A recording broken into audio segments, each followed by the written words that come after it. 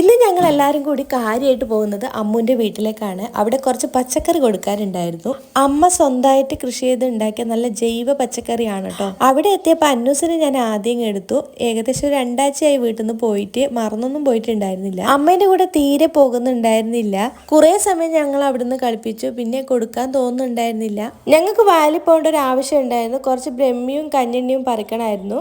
സന്ധ്യ ആയത് കാരണവും പിന്നെ ഈ വയലിൽ പന്നികൾ ഉണ്ടാവും എന്ന് പറഞ്ഞത് കൊണ്ടും ഞങ്ങൾ വാവയെ കൂട്ടാണ്ടാണ് കേട്ടോ പോയത്. എൻ്റെ ഡ്രസ്സ് എങ്ങനെയുണ്ട്? ഇത് ഞാൻ കഴിഞ്ഞ ദിവസം ഫ്ലിപ്കാർട്ടിൽ നിന്ന് വാങ്ങിച്ചൊരു കോഡ് സെറ്റാണ് കേട്ടോ. നല്ല കോട്ടൺ മെറ്റീരിയലാണ്, ഭയങ്കര കംഫർട്ടാണ്. ആർക്കെങ്കിലും ഇതിൻ്റെ ലിങ്ക് വേണമെങ്കിൽ ഒന്ന് കമൻറ്റ് ചെയ്യണേ. നിങ്ങൾക്ക് ഭംഗിയുള്ളൊരു സ്പോട്ട് കാണിച്ചു തരാം. ഇതാണ് കേട്ടോ.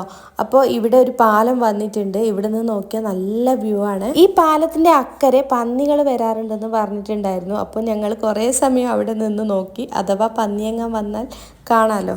അതിനിടയിൽ 2-3 പേര് ഫോട്ടോ എടുക്കാൻ വന്നിട്ടുണ്ടായിരുന്നു. അപ്പം ഞങ്ങൾ മാറിക്കൊടുക്കുകയാണ് കേട്ടോ.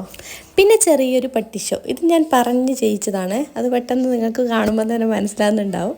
അതിൻ്റെ ഇടയിൽ ദേവസ്വം കയറി വന്നു. അവിടുത്തെ കലാപരിപാടികളൊക്കെ കഴിഞ്ഞ് വയലിലേക്ക് ഇറങ്ങിയപ്പോൾ ബ്രഹ്മിയൊന്നും കാണാനുണ്ടായിരുന്നില്ല. പിന്നെ ഫ്ലാഷൊക്കെ അടിച്ചിട്ടാണ് ഞങ്ങളത് പറിച്ചെടുത്തത്. സത്യം പറഞ്ഞാൽ ബ്രഹ്മി ഏതാണെന്നൊന്നും എനിക്കറിയില്ല. അമ്മുവാണ് കേട്ടോ പറിക്കുന്നത്. ഈ ബ്രഹ്മി കുട്ടികൾക്കൊക്കെ കൊടുത്താൽ ഓർമ്മശക്തി വർദ്ധിക്കുന്നു എന്നൊക്കെ പറയുന്നത് കേട്ടു. സത്യമാണെന്നൊന്നും അറിയില്ല. പണ്ടുള്ള ആൾക്കാരൊക്കെ കൊടുക്കുമെന്ന് പറഞ്ഞു. എന്തായാലും ഒരുപാട് ഔഷധ ഗുണമുള്ള ചെടിയല്ലേ, നമുക്ക് വീട്ടിൽ നട്ടുപിടിപ്പിച്ച് നോക്കാം. എപ്പോഴെങ്കിലും ആവശ്യം വന്നാലോ. ഇത് പറിച്ചെടുക്കൽ ഒരു വലിയ പണിയാണ് കേട്ടോ. ഇത് പുല്ലിൻ്റെ ഇടയിലാണ് ഉണ്ടാവുക. അതുപോലെ തന്നെ ചെറിയ ചെടിയായിരിക്കും. നമ്മൾ ഇങ്ങനെ നോക്കി പറിച്ചെടുക്കും. അപ്പോൾ സാധനം കിട്ടിയിട്ടുണ്ട്.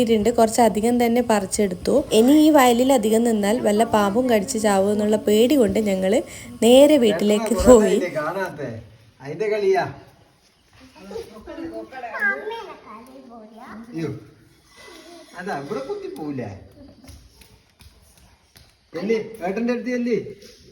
വലിയതായില്ലേ?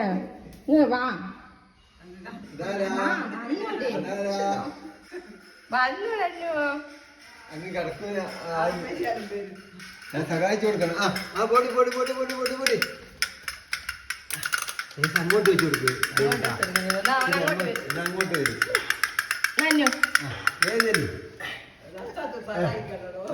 നല്ല പോയി. അതെ അതെ, എല്ലാണ്ട് ഇവിടെ നിന്ന് ഇങ്ങനെ നിൽക്കുമോ കഴിക്കും. എന്നെങ്ങോ അതിനെ പറ്റി കടിച്ചേടിയും